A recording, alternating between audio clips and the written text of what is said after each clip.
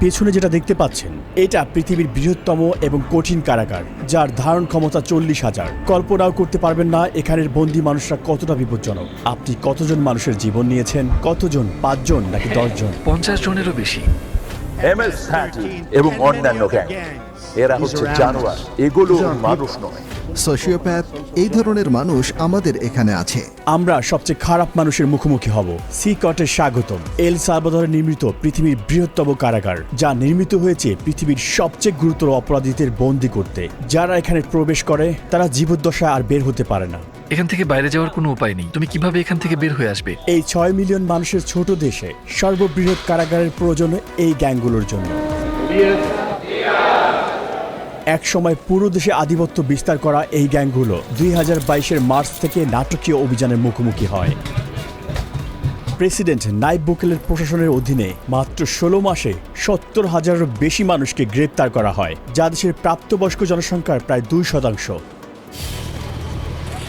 শিকড়ে বাঁধা হাজার হাজার গ্যাং সদস্যকে রাতের আধারে কড়া নিরাপত্তার বলয়ে বাসে করে সিকটে নেওয়া হলো। মাথা নিচু করে একজনের পিছনে অন্যজন বসায় তাদেরকে একটি জটলার মতো দেখাচ্ছিল। চারপাশে অস্ত্রধারী পাহারাদার থাকায় কেউ আদেশ অমান্য করার সাহস করেনি।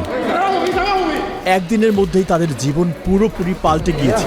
উত্তর যতই অস্বস্তিকর হোক না কেন, আমি তাকে তার করা সবচেয়ে ভয়ঙ্কর অপরাধগুলো নিয়ে প্রশ্ন করব। 10 মিনিট।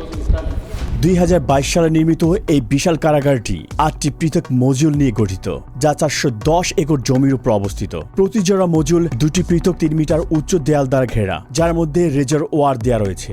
9 মিটার উঁচু বিশাল দেয়াল দিয়ে পুরো জায়গাটি ঘেরা, যার উপরে রয়েছে 3 মিটার উঁচু বৈদ্যুতিক তার, যেখানে 15,000 ভোল্ট বিদ্যুৎ বইছে। চারপাশের 19টি ওয়াচ টাওয়ারের মাধ্যমে কোনো কিছু নজর এড়ায় না। এই সম্পূর্ণ ব্যবস্থা শুধু পালানোর রাস্তাকেই বন্ধ করে না, বরং পালানোর চিন্তাকেও মুছে দেয়।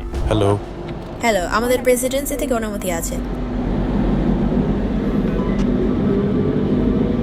সৈন্যরা আমাদের থামিয়েছে। আশা করি এটাই আমাদের সর্বশেষ চেকপোস্ট। জ্যামারগুলো সিকটের 2 কিলোমিটার এলাকার সমস্ত সিগন্যালগুলো বন্ধ করে দিয়ে সমস্ত যোগাযোগ বিচ্ছিন্ন করেছে। এই এলাকাটি নিরাপত্তা দিতে 600-এর বেশি সৈনিক এখানে কাজ করছে। আমরা ভিতরে প্রবেশ করার আগে সমস্ত জিনিসপত্র এখানে রেখে যাব। কেবল ক্যামেরা এবং মাইক্রোফোন নিয়ে ভিতরে প্রবেশ করব। আস্তে আস্তে এগিয়ে যান।